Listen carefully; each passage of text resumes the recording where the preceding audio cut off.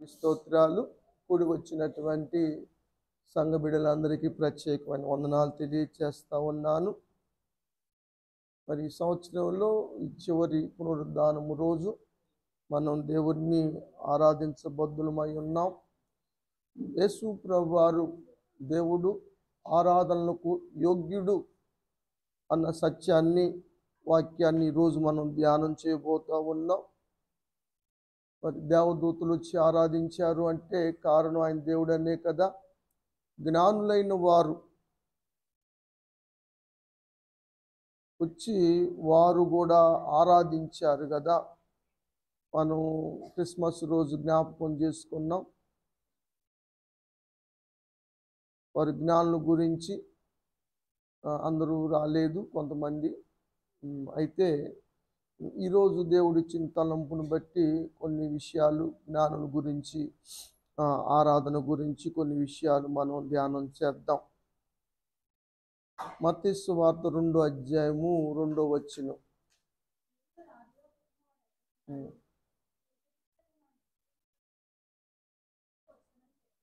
అది ఎదురు కారు ఆగించు దేవుడు.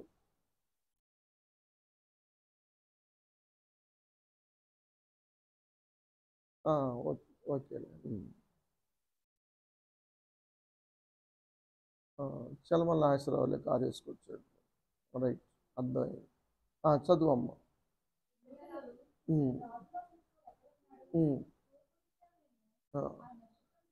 జ్ఞానులు తూర్పు దిక్కున ఒక నక్షత్రాన్ని చూశారు. ఆ నక్షత్రము ఆయన నక్షత్రం అని గుర్తించారు. రాజు నక్షత్రము, రాజు, యూదుల రాజు పుట్టుకను గురించినటువంటి నక్షత్రము. ఆ నక్షత్రాన్ని వారు చూశారు. చూసి ఆయన దేవుడని, ఆయన పూజించటానికి, ఆరాధించటానికి వారు అక్కడి నుంచి బయలుదేరి వచ్చారు. వారి జ్ఞానము ఇందులో కనబడతా ఉంది. ఇందులో ఏమి జ్ఞానం మనం గమనించామంటే, ఆకాశములో కోట్ల కొలది నక్షత్రాలు ఉన్నాయి. అవి ఎప్పటి నుంచో ఉంటున్నాయి. కానీ ఇప్పుడు కలిగినటువంటి ఈ ప్రత్యేకమైన నక్షత్రము దేవుని నక్షత్రమని, ఇన్ని కోట్ల నక్షత్రాల్లో దేవుని నక్షత్రాన్ని గుర్తించగలిగారంటే వారు ఎంత జ్ఞానవంతులో మీరు అర్థం చేసుకోవాలి. ఎందుకంటే ఒక నక్షత్రం ఉంటే మనం చెప్పడానికి కాదు, కానీ కోట్లాది కోట్ల నక్షత్రాలు ఉన్నాయి. వాటిల్లో దేవుని నక్షత్రాన్ని వారు గుర్తించగలిగారు అంటే ఆ నక్షత్రం కలగటాన్ని చూచి రాజు పుట్టాడని రాజవంశీకులైన జ్ఞానులు గుర్తించగలిగారంటే నిజంగా జ్ఞానమే అది. వారు రాజవంశీకులే, ఖగోళ శాస్త్రవేత్తల వాళ్ళు, అంత పాండిత్యం కలిగినటువంటి వారు. వారు గుర్తించగలిగారు. అందుకని ఏదో తెలుసుకుందామని వాళ్ళు బయలుదేరి రాలా. మనం గుర్తించాము కాబట్టి మన గుర్తింపు అందరికి అర్థం అవ్వాలని, తెలియచెప్పాలని రాలా. పూజించటానికి వచ్చారు, ఆయన ఆరాధించటానికి వచ్చారు. ఆయన దేవుడు అని వారు గుర్తించగలిగారు. ఆ జ్ఞానాన్ని ఇక్కడ మనం చూస్తూ ఉన్నాం. ఏమ్మా, అది తెలుసుకుంటానికి వారు ఎంతో దూరం ప్రయాణం చేశారు. ఎన్నో వేల మైళ్ళు ప్రయాణం చేశారు. చాలా ప్రయాసలు పడ్డారు. చాలా ఖర్చు చేశారు. ఎందుకని ప్రయాణంలో వాళ్ళు ఎంత ఇబ్బంది పడ్డారు? దూరమని. దూరమని, వెరీ గుడ్. దూరమని. ఎందుకని ప్రయాసపడ్డారు?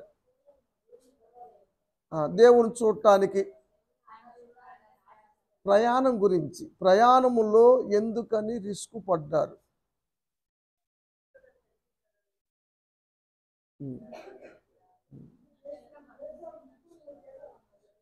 సరే, మీరు ఆ వేకి ఆలోచన రాలేదు మీది.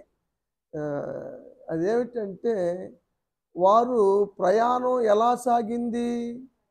నక్షత్రాన్ని చూసి సాగింది. నక్షత్రం ఎప్పుడు కనపడుతుంది? రాత్రులు కనపడుతుంది. వాళ్ళు ప్రయాణం రాత్రులు చేయటం అయింది. పగులు నక్షత్రం కనపడదు కాబట్టి పగులు ప్రయాణం లేదు.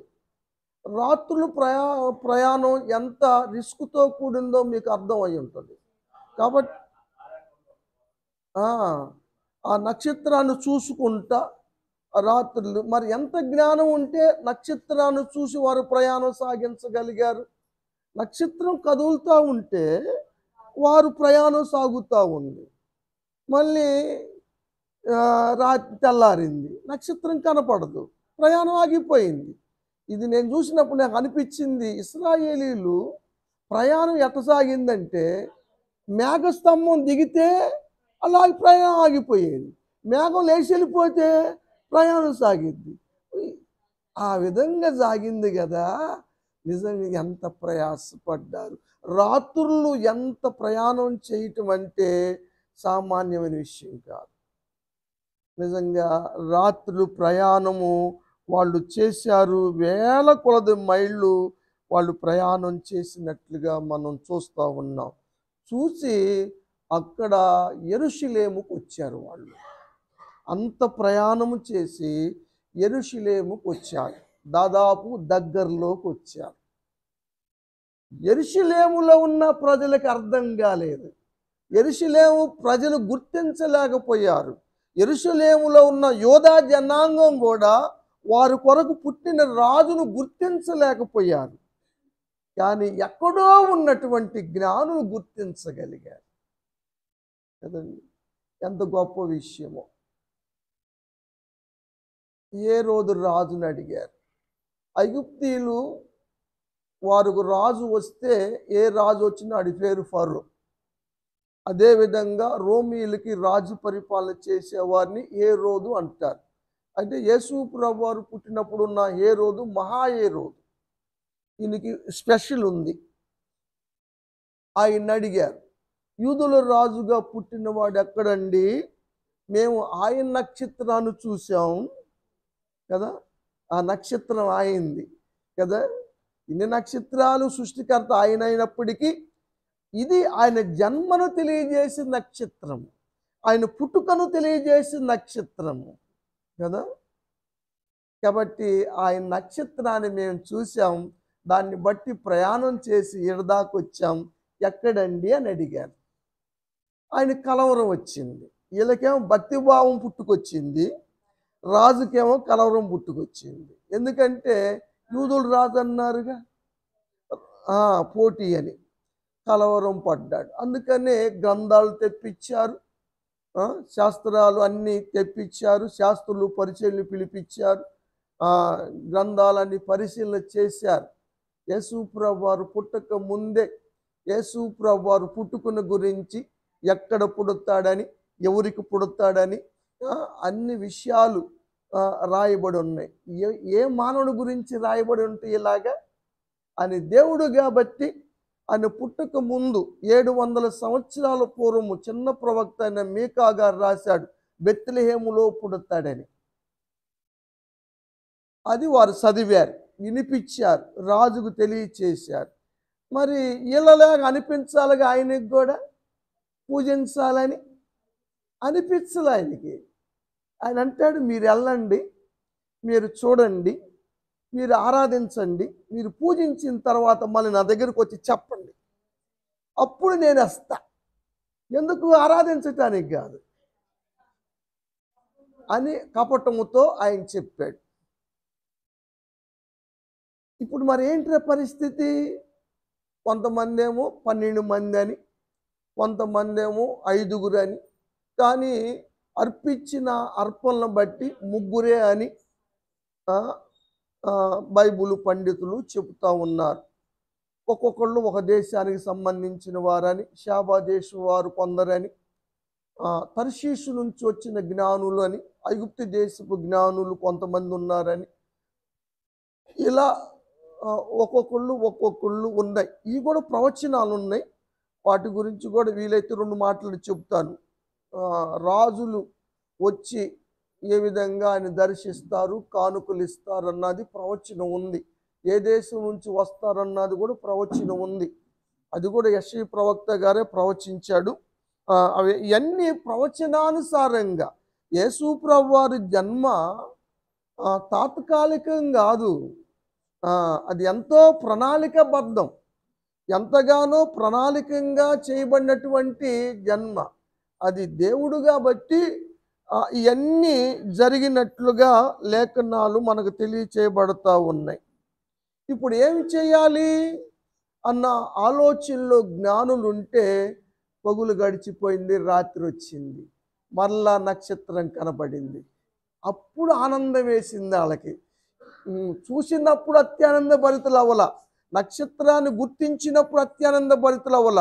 ఇప్పుడు యెరూషలేముకు వచ్చిన తర్వాత మధ్యలో ఇక నక్షత్రం కనబడటం ఆగిపోయిన తర్వాత ఏం చేయాలో పాలుపోన పరిస్థితుల్లో మరలా ఇప్పుడు నక్షత్రం కనపడేలకే వాళ్ళ ఆనందం ఇంత అని చెప్పలేం. అందుకని అత్యానంద భరితులయ్యారు అని వాక్యములో లోక భక్తుడు రాశాడు కదా. చాలా అత్యానంద భరితులయ్యారు అని ఇక్కడ మనం చూస్తూ ఉన్నాం. ఇప్పుడు మళ్ళీ నక్షత్రం దారి చూపిస్తూ ఉంది. పైన నక్షత్రం నడకను బట్టి కింద నడవటం అన్నది ఎంత కష్టసాధ్యమైన పని. అదే జ్ఞానం, వాళ్ళ జ్ఞానం అది. కాబట్టి ఆ నక్షత్రం వచ్చి ఒక ఇంటి మీద ఆగింది, వాళ్ళు గుర్తించగలిగారు, మనం ఏం గుర్తిస్తాం? కాబట్టి ఇంటిలో ఆ రక్షకుడు ఉన్నాడు, యూదుల రాజుగా పుట్టిన దేవుడు ఉన్నాడు ఇక్కడ అని వారు గుర్తించగలిగారు. అది జ్ఞానం కనపడుతుంది, వాళ్ళ జ్ఞానం. ఆ ఇంటిలోకి వెళ్ళారు. ఎక్కడున్నారు ఆయన చదువుదాం మళ్ళీ.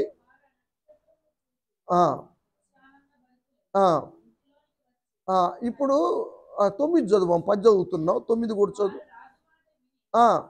ఏ రోజు మాట విన్నారు, బయటకు వచ్చారు.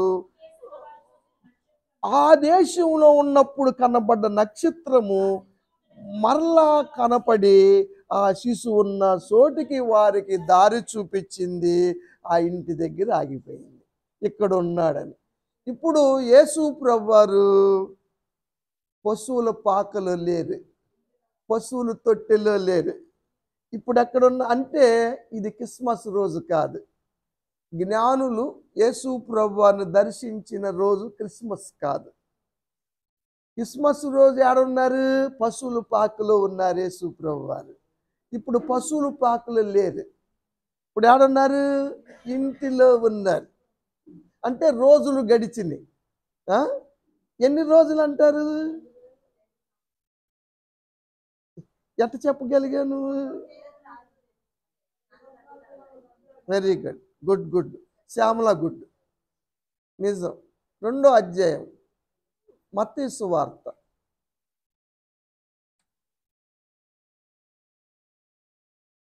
16వ వచనం చదువుదాం.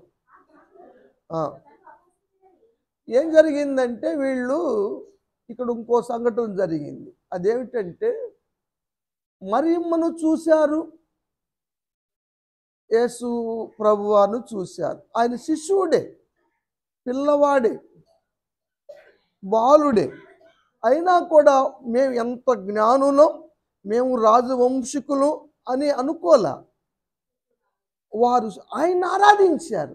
తన్ను తాము తగ్గించుకొని, అంత ప్రయాసపడొచ్చి తగ్గించుకొని ఆయన ముందు మోకరించి ఆయన పూజించారు.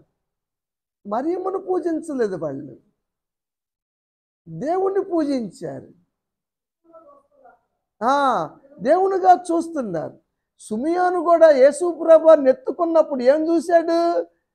ఆయన సిద్ధపరిచిన రక్షణ చూశాడు. యేసయ్యను బాలుని చూడలా, ప్రజల కొరకు సిద్ధపరిచిన రక్షణ చూశాడు. అది జ్ఞానం. అలా వాళ్ళు దేవుణ్ణి చూశారు ఆ శిశువులో. అందుకని వారు మోకరించారు, సాగిలపడ్డారు, ఆయన్ని పూజించి ఆరాధించారు.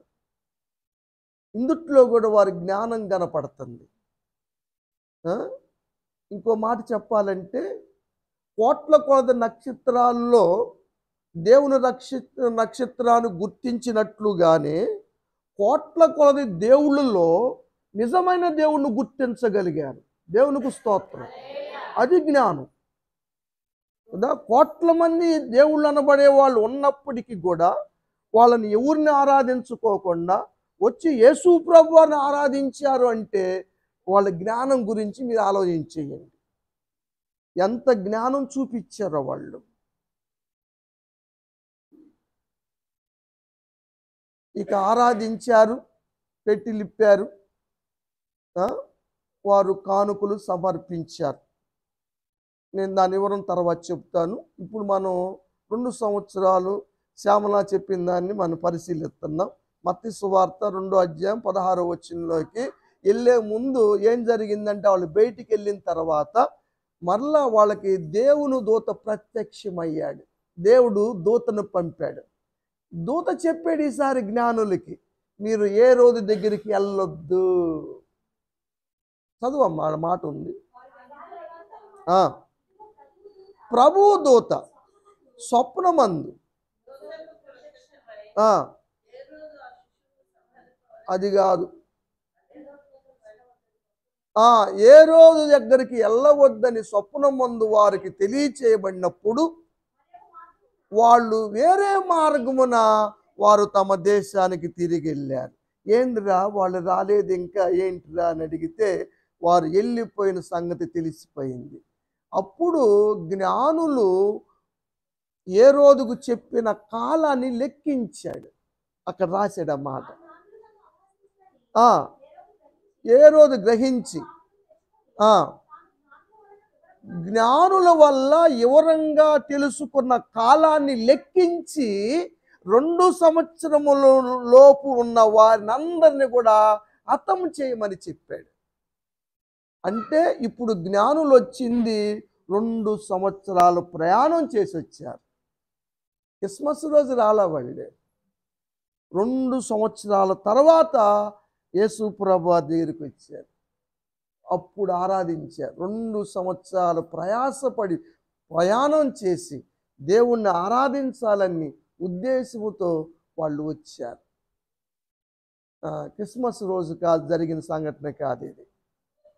అంటే మీకు అర్థం అవటానికి చెప్తున్నాను. సహజంగా ఇందుట్లో మనం జ్ఞాపకం చేసుకుంటూ ఉంటాం, ఈ విషయాలే జ్ఞాపకం చేసుకుంటాం. అప్పుడేం జరిగింది? చదువమ్మ.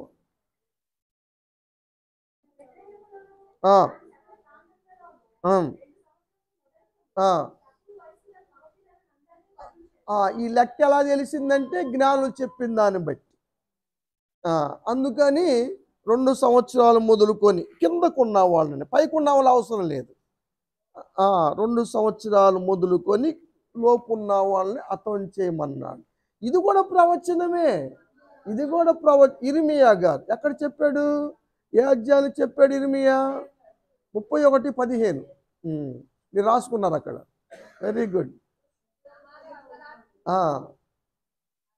అంటే మత్తయి గారు రాయలా, నేను చెప్పినప్పుడు మీరు రాసుకున్నారు.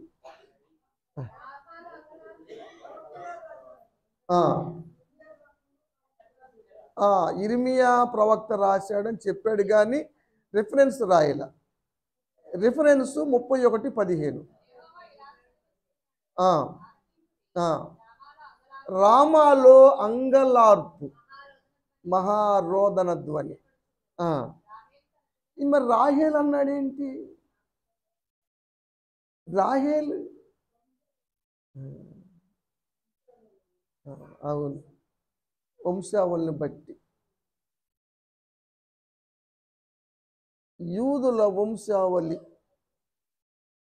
కారకుడు ఎవరు? యాకోబు.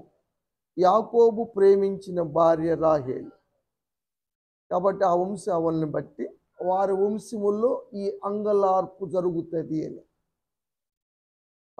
చంపబడ్డ వాళ్ళందరూ కూడా పిల్లలు. ఎవరు పిల్లలు అనుకున్నారు? రాహేలుకు సంబంధించిన సంతతే. అందుకని రాహేలు పేరు అక్కడ రాశారు. ప్రవచనంలో ఇది ప్రవచనం ఏమ్మా. దీని గురించే మన ఈ మధ్యకాలంలో అభిషేక్ చెప్పింది. ప్రకటన గ్రంథం 12వ అధ్యాయం 2వ వచనం చదవండి. ఆ స్త్రీ గర్భవతి అయి కననయ్యుంది. ఆ స్త్రీ ఏం చేస్తుందంటే గర్భవతి అయ్యింది. ఇక కనే నెలలు వచ్చినాయి, కనబోతా ఉంది. 4వ వచనం.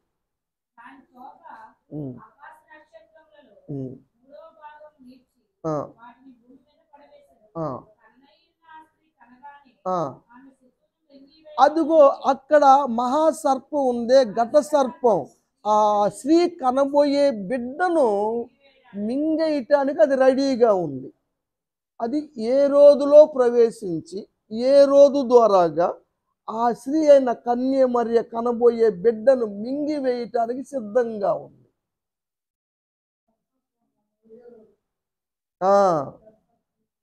పోర్చాడు. చదువు అని యేసు ప్రభువారని ఎట చెప్పగలుగుతున్నావు నువ్వు అని మీరు అడిగితే ఇంకో మాట ఇక్కడ చెప్పాడు. ఆ సమస్త జనులను ఇనపదన్నముతో ఏలనయున్న మగ శిశువు. ఇనపదన్నం యాకోబులో నుంచి వచ్చే దండం, రాజదండం. అది ఇనపదండము, ఏలబోయేవాడు, సమస్త జనులు పరిపాలించబోయే రాజు, యూదుల రాజు, యేసయ్య మెస్సయ్య జన్మదినం. కాబట్టి ఆ కంటే మింగటానికి ప్రయత్నం చేసింది మహాసర్పం. కానీ దేవుడు తప్పించాడు. దేవునికి అసాధ్యం ఉంది. ఇంకో రిఫరెన్స్ కూడా చెప్తాను మీకు. 19వ అధ్యాయం ప్రకటన గ్రంథం 13వ వచనం. రక్తములో ముంచబడిన వస్త్రము ఆయన ధరించి ఉన్నాడు. ఒక ఆయన గుర్రం మీద వెళ్తున్నాడు. ఆయన నెత్తి మీద కిరీటాలు ఉన్నాయి, చాలా కిరీటాలు ఉన్నాయి. ఆయన గుర్రం ఎక్కాడు. అనేకులు ఆ గుర్రాన్ని అంబడిస్తూ ఉన్నారు. ఆయన వస్త్రం ఎలా ఉందంటే రక్తములో ముంచబడి ఉంది. ఆ చదువు. ఆయనకు ఒక పేరు ఉంది. ఏం పేరో తెలుసా? దేవుని యొక్క వాక్యము. ఆ గుర్రం మీద ఉన్న ఆయన పేరేం పేరు? దేవుని యొక్క వాక్యం అని పేరు. ఆ పేరు పెట్టారు ఆయనకి. సేనలు కూడా బయలుదేరారు ఆయనతో పాటు, తెల్లని వస్త్రాలు ధరించుకొని వెంబడిస్తా ఉన్నారు. జనాలు కొట్టడానికి వాడిగల ఖడ్గము కదా, ఎలాంటి దాన్నా సరే చీల్చగల మూలగలను సైతము కూడా. ఏంటది? వాడిగల ఖడ్గము. అదిగో ఇనపదండం ఉంది ఆయన చేతిలో. ఇనపదండము. ఇందా కన్నా పెద్దోడి దగ్గర ఏముంది? ఇనపదండం. ఇనపదండం ఉంది. వాక్యమైన ఆయన నోటి నుండి వచ్చేది వాక్యము. వాడిగలిగిన కదా ఖడ్గము వాక్యమే. చదువమ్మా. ఆయనే సర్వాధికారైన ప్రభువు. రాజులకు రాజు, ప్రభువులకు ప్రభు ఆయనే. తొడ మీద రాయబడి ఉంది, వస్త్రం మీద రాయబడి ఉంది, ఆయనే యేసురాజు, ఆ పుట్టినవాడు. మీకు అర్థమైంది ఇప్పుడు అసలు సంగతి. ఆ కనబోయిన ఎవరు మొన్న అభిషేక్ చెప్పాడు ఇది. అంటే ఆ అబ్బాయి తీసుకున్న థీమ్ వేరు, చెప్పిన విధానం వేరు. మీకు అర్థం అవటానికి చెప్పాను నేను. రాజులు, ఈ వచ్చిన జ్ఞానులు కానుకలు తీసుకొస్తారు, షాబా దేశము నుంచి వస్తారు అన్న విషయాలు కూడా యెషయా గ్రంథంలో ఉన్నాయి. 60వ అధ్యాయం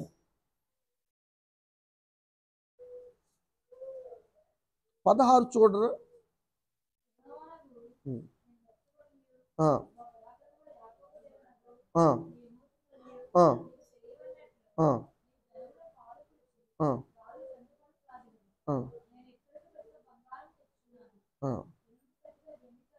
ఎన్నో అధ్యాయం అది?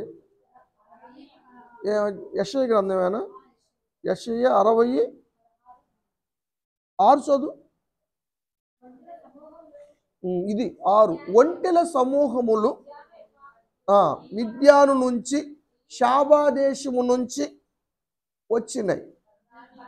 ఆ బంగారము, ద్రౌపదవ్యములు అంటే సాంబ్రాణి బోలము తీసుకొని వచ్చారు. వాళ్ళు వచ్చి దేవునికి స్తోత్రం చెల్లించారు, ఆరాధించారు. ఇది జ్ఞానుల గురించిన రాసిన ప్రవచనం. కీర్తనాకారుడు కూడా రాశాడు. 72వ కీర్తనలో ఉంటుంది, సొలొమోను రాశాడు. ఇది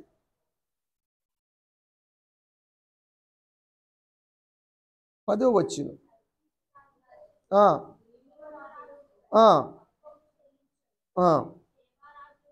షాబా దేశపు రాజులు కానుకలు తీసుకొని వచ్చేదారు, నమస్కారం చేసేదారు, సేవించి. ఇదే కూడా ప్రవచనమే, ఈ జ్ఞానుల గురించినటువంటి ప్రవచనం. అన్నీ కూడా ప్రవచనానుసారంగా జరిగినవి. సరే, పాటలు పాడతారు బ్రహ్మాండంగా. ఏమని? నిండు సోలాలు మరియమ్మ తల్లి,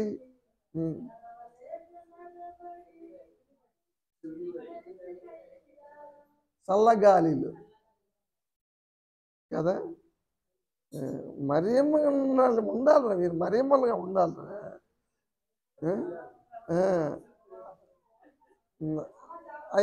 రవి కొంచెం దానికి ఒక ఇదయ్యమ్మా, స్విచ్ చేస్తే కొంచెం కిందకేస్తే ఫ్యాన్ దానిలా కట్టేసుకుంటాను, కుదిరింది. సరే, మంచిది.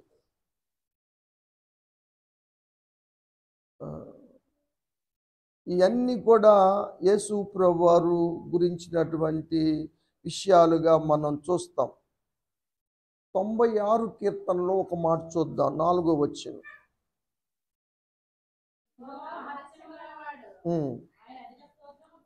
అధిక స్తోత్రము పొందదగిన వాడు, సమస్త దేవతల కన్నా కూడా ఆయన పూజనీయుడు అన్న సత్యాన్ని జ్ఞానులు గుర్తించారు. కాబట్టి ఆయన్ని ఆరాధించటానికి అంత దూరం నుంచి వచ్చారు అన్న సత్యాన్ని మనం చూస్తూ ఉన్నాం.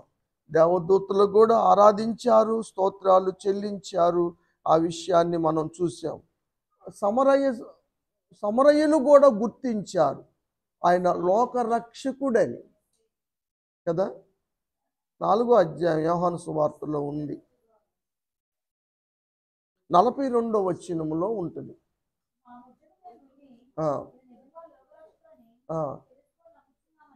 ఈయన లోకరక్షకుడని మేము నమ్ముచున్నాము అని సమరయులు అన్నారు. ముందు సమరయుసితో మాట్లాడాడు. ఆమె సమరయులు తీసుకెళ్ళింది ఆయన దగ్గర.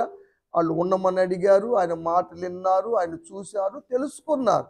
లోకరక్షకుడని వారు గమనించినట్టుగా మనం చూస్తూ ఉన్నాం. కాబట్టి పుట్టిన ఆయన యేసు ప్రభువారు దేవుడు, రక్షకుడు అని వాక్యము తెలియచేస్తూ ఉంది. ఇంకో మాట చెప్పాలంటే, దేవుడు మాత్రమే చేయగలిగిన వాటిని యేసు ప్రభువారు చేశారు. యేసు ప్రభువారు చేసి చూపించారు. అదేంటో 2 మాటలు చెప్పుకుందాం.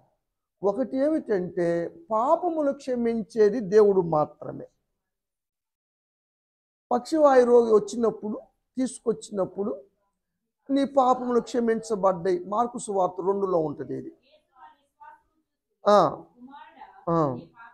పాపములు క్షమించబడ్డాయి అని చెబితే అక్కడున్న శాస్త్రులు పరిచయులు అన్నారు, ఈయనేంటి అట్ట అంటున్నాడు, దేవుడు కదా పాపములు క్షమించేది, ఈయన క్షమిస్తాడంటాడేంటి అని అడిగితే, ఆ పేపర్ పైన ఉంటుంది చూడండి, మనుష్య కుమారునికి పాపములు క్షమించు అధికారము భూమి మీద ఉంది.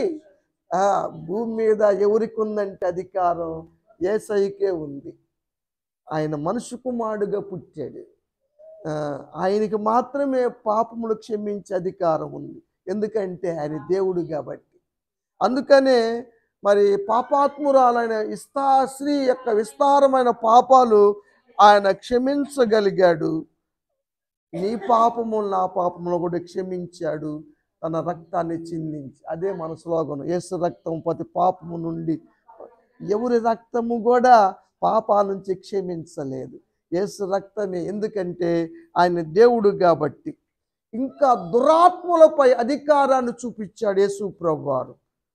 పర్మిషన్ అడిగినాయి. ఆ పందుల్లోకి వెళ్ళమంటావా? చాలా దెయ్యాలు కదా, ఒకటి కాదు రెండు వేల దెయ్యాలు కూడా యేసయ్యను పర్మిషన్ అడిగి మునిగిపోయినాయి.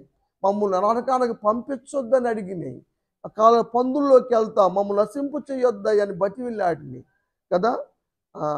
అవి గుర్తించగలిగినాయి కదా.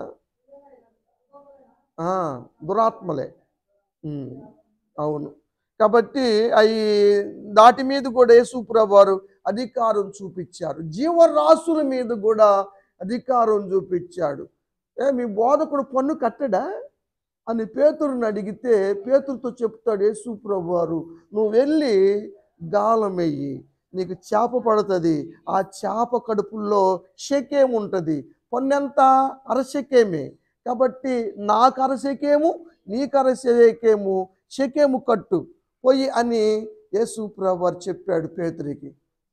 పేతురు నమ్మకంగా వెళ్ళాడు. పేతురు అబద్ధం ఆడాడని మనం అదొక్కట గుర్తుపెట్టుకుంటాం. కానీ ఆయన ఎంత నమ్మకంతో, అరే నేను గాలం వేస్తే చేప పడిద్దా, పడ్డా చేపల్లో నిజంగా షేకేం ఉంటుందా, నా గాలం అని మింగే చేపకు తెలుసా, ఎన్ని డౌట్లు వస్తాయి. నమ్మకంగా వెళ్ళాడు, వేసాడు, చేప వచ్చింది. చేపకి షెకేం మింగమని ఎవరు చెప్పారు? యేసయ్యే. పేతురు గాలానికి పడమని ఎవరు చెప్పారు? జీవరాశులకి మీద అధికారం చూపించాడు ఆయన. దురాత్మల మీద చూపించాడు, పాపముల మీద చూపించాడు, ఆయన దైవత్వాన్ని చూపించాడు. ఏమ్మా? తుఫాన్లు అణిసివేసి ప్రకృతి శక్తుల మీద ప్రకృతిని శాసించాడు. గాలి తుఫాన్లు అణిసివేశాడు, సముద్రం మీద నడిచొచ్చాడు. ఇవి దేవుడు మాత్రమే చేయగలిగిన పనులు. యేసు ప్రభువారు చేశాడా? చేయలేదా? కాబట్టి యేసయ్యను ఏమనాలి మనం? దేవుడు. ఆయన దేవుడు కాబట్టి మనం ఆయన ఆరాధించబద్దులమై ఉన్నాం. మరణంపై అధికారం చూపించాడు కదా. మరణించిన వాడిని బ్రతికించాడు. అంతేకాదు, ఆయన మరణాన్ని జయించి లేచాడు. ఎవరు లేచారు? ఎవరు లేవాల? ఎంతోమంది పుట్టారు భూమి మీద. ఎంతోమంది మహనీయులు అనుకున్న వాళ్ళు పుట్టారు. కానీ అందరూ మరణించారు, జీవితాన్ని సాలించారు. ఎవరు తిరిగి లేవలేదు. యేసు ప్రభువారు ఒక్కడే తిరిగి లేచాడు. ఎందుకంటే ఆయన దేవుడు. మరణం ఆయన బంధించలేకపోయిందని రాశాడు. ఎందుకంటే ఆయన దేవుడు కాబట్టి. ఇవన్నీ దైవత్వాన్ని బట్టి. పౌలు గారు రాస్తాడు, రోమీయులకి డౌట్ వస్తే 9వ అధ్యాయం 5వ వచనం.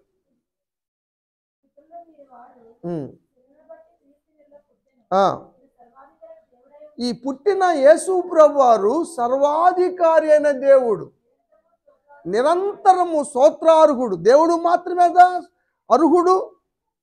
అందుకని జ్ఞానులు ఆయన ఆరాధించారు. ఆయన సర్వాధికారి. అధికారాన్ని చూపించాడు, చూపించలేదా అన్నిటి మీద? కాబట్టి యేసు ప్రభువారు దేవుడు అని ఎవరు చెప్పారయ్యా అంటారు కొంతమంది తెలియక. ఇన్ని లేఖనాలు ఉన్నా కూడా, ఇన్ని ఆధారాలు ఉన్నా కూడా ఇంకా వాళ్ళు డౌటులతోనే ఉంటారు. ఆయన చిన్న చితక చిల్లర దేవుడు కాదు. ఆయన మహాదేవుడని పౌలు గారు ఆత్మీయ కుమారుడైన తీతుకు రాస్తాడు. 2వ అధ్యాయం 13వ వచనం. తీతు పత్రిక. చదువమ్మ. ఎవరమ్మా ఆయన? యేసుక్రీస్తు ఎవరు? మహాదేవుడు. మామూలు దేవుడు కాదు, మహాదేవుడు. భూలోకంలో, భూమి కింద ఉన్న లోకంలో, పరలోకంలో, ముల్లోకాల్లో, 3 కాలాల్లో, వర్తమాన భూత భవిష్యత్తు కాలాల్లో ఒకే ఒక దేవుడు యేసు ప్రభువారు అని చెప్తాడు కదా. ప్రకటన గ్రంథం 1వ అధ్యాయం 8వ వచనంలో ఏం చెప్పాడు?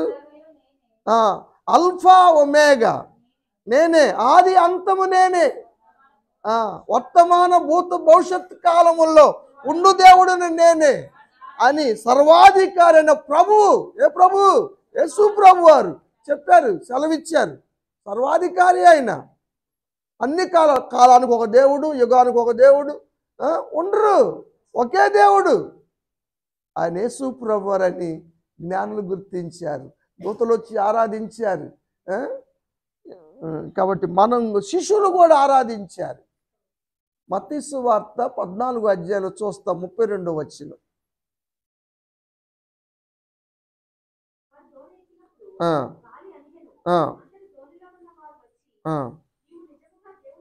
నువ్వు నిజముగా దేవుని కుమారుడు అని శిష్యులందరూ కూడా యేసయ్యకు మొక్కారు, ఆరాధించారు. ఆ సముద్రం మీద నడిచినప్పుడు పేతురుని తీసుకొచ్చి మళ్ళీ దోణిలో ఎక్కించిన తర్వాత తుఫాను అణిగిన తర్వాత వాళ్ళు చూసి వాళ్ళకి అర్థమైపోయింది ఈయన దేవుడని. అప్పుడు మొక్కారు, ఆయన ఆరాధించారు. యేసు ప్రభువారి శిష్యులు కూడా యేసు ప్రభువారి ఆరాధనలోకి యోగ్యుడన్న అంశాన్ని మనం నేర్చుకుంటా ఉన్నాం.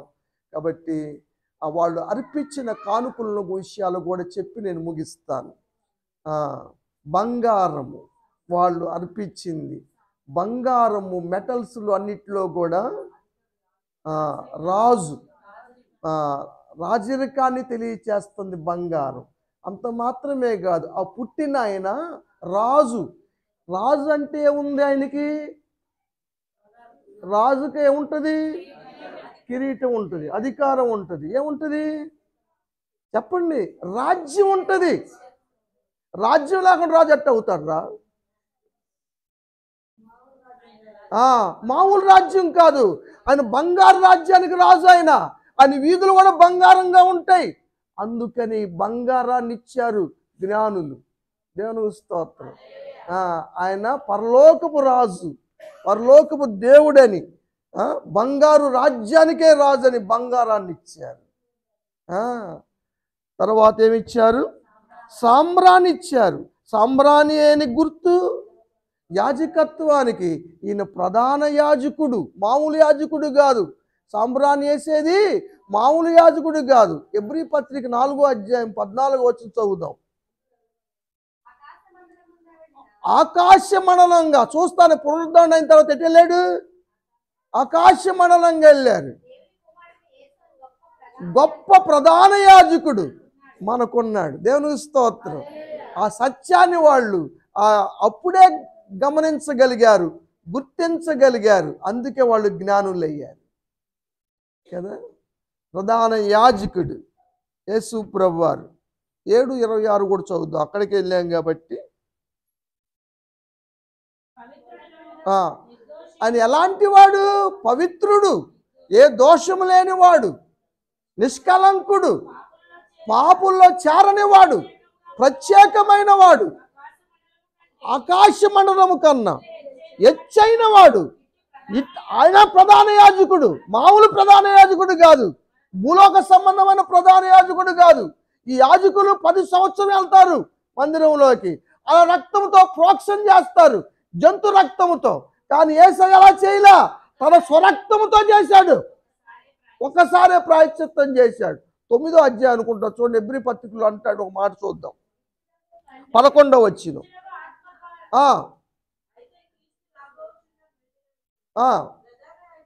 ప్రధాన యాజకుడిగా వచ్చాడు.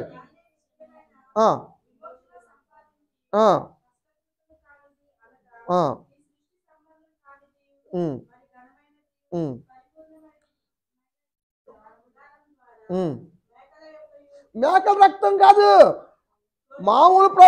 మామూలుగా ఉన్న భూలోక సంబంధమైన ప్రధాన యాజకులు ఆ రక్తంతో ప్రోక్షణ చేసేవాళ్ళు. కానీ ఈయన తన స్వరక్తంతో చేశాడు. ఇలాంటి ప్రధాన యాజకుడు సరిపోయినాడు అన్ని వాళ్ళకి. కాబట్టి వాళ్ళు ఏమిచ్చారు? సాంబ్రాన్ని ఇచ్చారు. ఎంత జ్ఞానం అండి! దైవత్వాన్ని చూపించిందండి. అవి వాళ్ళు ఇచ్చిన కానుకలు దైవత్వాన్ని చూపించినాయి. బోలము శ్రమలకు గుర్తు. బోలము శరీరాన్ని కుళ్ళు పట్టనినటువంటి చెడిపోయినది, పునరుద్ధానానికి గుర్తు కదా. అని పునరుద్ధానుడైన దేవుడు, మరణాన్ని జయించిన దేవుడు అన్న సత్యాన్ని వారిచ్చిన కానుకల్లోనే వ్యక్తంపరచబడ్డాయి. అది జ్ఞానులు. కాబట్టి జ్ఞానులు యేసు ప్రభువారిని ఆరాధించగలిగారు. మనం కూడా ఆరాధిద్దాం. అవును, అదే చెప్పా కదా.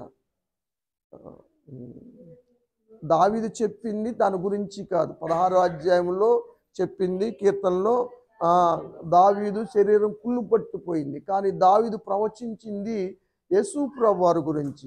దావీదు కూడా యేసు ప్రభువారి పునరుద్ధానాన్ని చూశాడని రాశాడు గ్రంథంలో.